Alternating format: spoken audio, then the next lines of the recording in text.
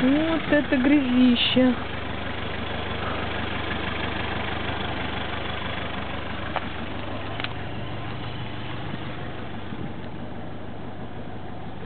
Отпечатки все от мутовой резины, гляди.